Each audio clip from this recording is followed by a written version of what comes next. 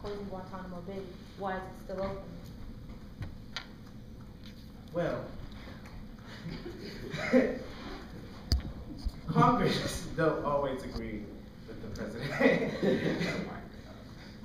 So, yeah, Congress has a lot to do with it, and also military personnel. And also, the president, even though it's lessening his power, he's looking into the future. He doesn't want other presidents to be able to take advantage of this. And Mr. Barack Obama, President Barack Obama, is a reasonable person. For example, he's about to veto the NDAA bill, even though it gives him all this incredible power. So, you know, it's just being reasonable. It's having common sense. It's looking into the future. And also, we're working on closing down Guantanamo Bay. It's going to take a lot of work, you know, because of Bush and all the stuff he did. I have 2 points. One, the official release from the White House when he said he would veto the bill was not because of the moral arguments against torture or indefinite detention. The White House was threatening to veto the bill because of added paperwork in in capturing people and bringing them to these prisons. What do you have to say to that? That the president never has actually spoken about the ways that the NDAA attacks the Constitution and the Bill of Rights.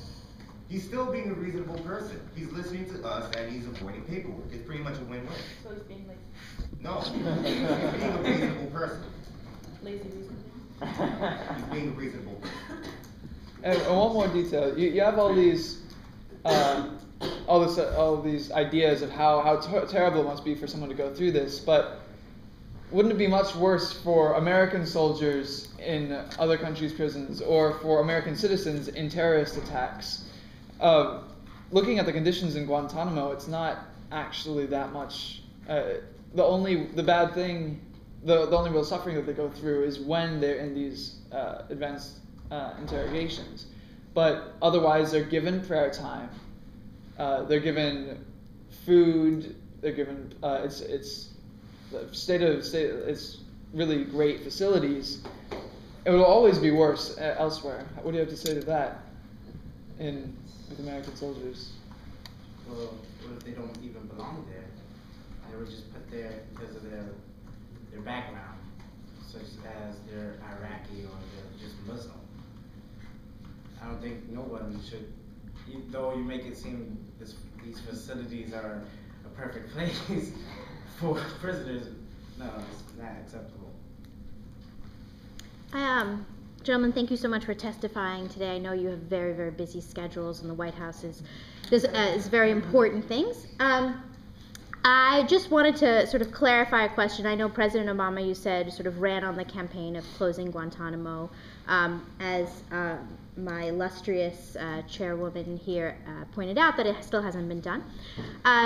But you are willing to admit in front of the judiciary here that President Bush was completely wrong in all the tactics and measures that he took and his White House took? Yes, we regret working.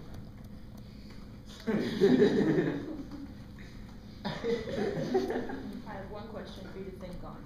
You're saying that it's immoral to send people to be tortured for what they look like in their background, but we do it every day here in the U.S. when we send people to jail for what they look like racially. So are you saying that it's not justified there, but it's justified here in America on your own side? It's not justified. So then why are we doing that here, but we can't do it there? I'm not doing it. No, it's just that people are messed up. That's it. There's corrupt cops. Yeah, there's not much we can do about it. But we need to try and fix this.